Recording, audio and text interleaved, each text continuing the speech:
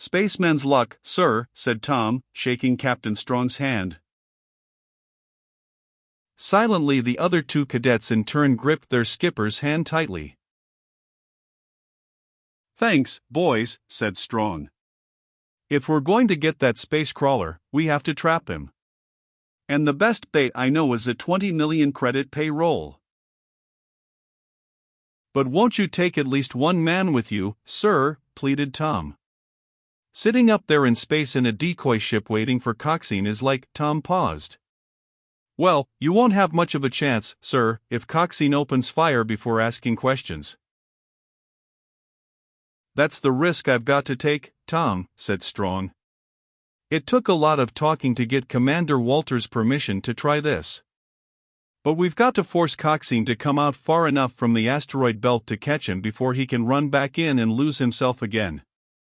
The young captain smiled wanly and added, Don't think that your job is unimportant. Tom, Roger, and Astro nodded. On their return from the unsuccessful attempt to capture Coxine, they had been suddenly faced with the routine duty of transporting a 20 million credit payroll from Atom City to the satellite of Titan for the crystal miners. Thinking one sure way to catch any rat was to use a lure, Tom suggested that the Titan armored freighter be used as a decoy to capture the pirate, and the cadets could carry the payroll in the Polaris. Commander Walters had considered the plan, and then realizing that Coxine might fire on the freighter before seizing it, disapproved of placing a full crew aboard the lightly armed ship. Instead, he would send only one man. Strong had volunteered for the assignment and had persuaded the commander to allow him to man the decoy ship. Now, the two ships, the Polaris and the armed freighter, stood side by side at the Academy spaceport, and the three cadets and their commanding officer waited for the signal to blast off.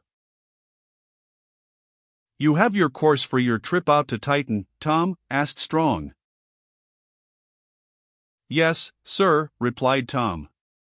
We're to blast off later tonight and take a course through the asteroid belt, traveling on the plane of the ecliptic. As soon as we get through, we are to proceed under full emergency thrust to our destination. Strong nodded his head, satisfied. Do you think Coxine will come out after you, sir? Asked Roger. We've tried to make sure that he will, Roger, replied Strong. It's pretty common knowledge that the Titan payroll ship leaves every month, and that it travels a different route each time. Sometimes it goes through the asteroid belt on the plane of the ecliptic and sometimes it goes over. We believe Coxine knows this, and with the thinly guised messages we've sent to Titan, we're hoping he'll try for it. But how will you get him, sir? Asked Astro, puzzled. I mean, with no armor on the freighter to speak of, and no crew aboard, how can you nail him before he gets you? Hyperdrive, replied the captain laconically. Hyperdrive, echoed Tom quizzically. I'm going to take the decoy ship through the asteroid belt too, but through a different area, closer to the part we think Coxine is operating in. 7 full squadrons have blasted off ahead of me and taken up positions in that area. When and if Coxine attacks, I'll alert the waiting ships, who'll come in on hyperdrive. By the time Coxine spots them on his radar, they'll be on top of him. Then, ventured Tom, you're staking your life on the ships arriving before Coxine can attack. That's right, Tom, said Strong. If our plan works, we catch Coxine. If it doesn't, at least we know that the Titan payroll is safe. That's why your job is as important as mine. They were interrupted by the ground crew chief, who reported the decoy ship ready to blast off. Strong nodded and the 3 cadets gripped their captain's hand again. Turning, he climbed into the freighter and 5 minutes later the Solar Guard officer blasted off from the Academy spaceport while Tom, Roger, and Astro watched from the traffic control tower. Come on, said Tom. It'll be 2 hours before we can blast off. We might as well get some sleep. We'll need it. Reluctantly, Roger and Astro followed their unit mate from the traffic tower, their eyes full of concern for their skipper. Each was grimly aware that they might never see their skipper alive again. "Now shut your traps," roared Bullcoxine. "The next crawler that opens his mouth gets taken apart." He stood on top of a table and faced his crew of pirates who were sitting about swilling large cups of rocket juice. The room in which the giant pirate spaceman had gathered his men was one of many in a building constructed since their arrival from the prison asteroid.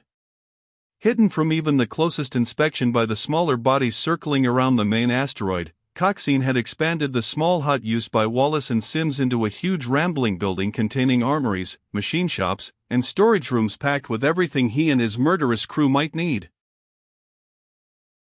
Now, with a string of successful raids behind them and their personal pocketbooks bulging with stolen credits and valuables, the crew of pirates waited attentively while their cruel but brilliant leader outlined the most daring plan of all. "Now listen," roared Coxine. "There's a few things I want to say before we start on the plans of the next strike." The big spaceman paused and glared at the men in front of him. "Ever since that space-crawling cadet pulled a fast one on me, there's been talk about voting for another leader." He spat the word as if it had left a foul taste in his mouth. "Well, get this. There'll be no voting. I'm the boss of this outfit. Any man who thinks he can take over my job," Coxine's voice dropped to a deadly whisper, "just let him try." Stony silence greeted the huge spaceman, a silence inspired by fear. "Now," roared Coxine, his coarse features changing from a scowl to a broad grin. "The strike."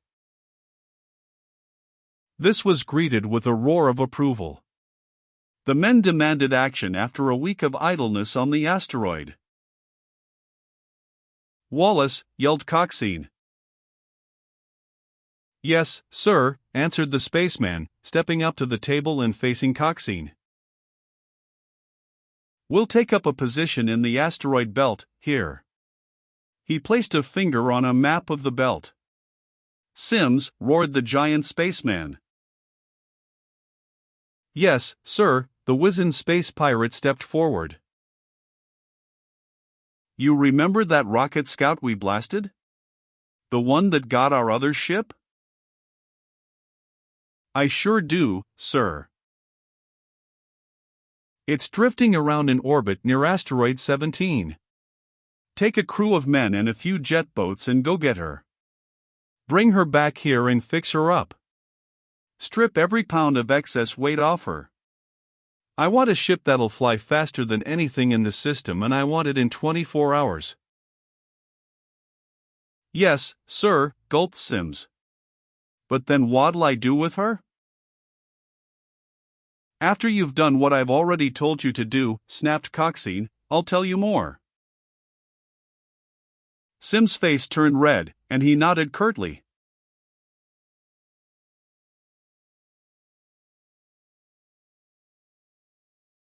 "Now as for the rest of you crawlers," said Coxine, facing the room full of men.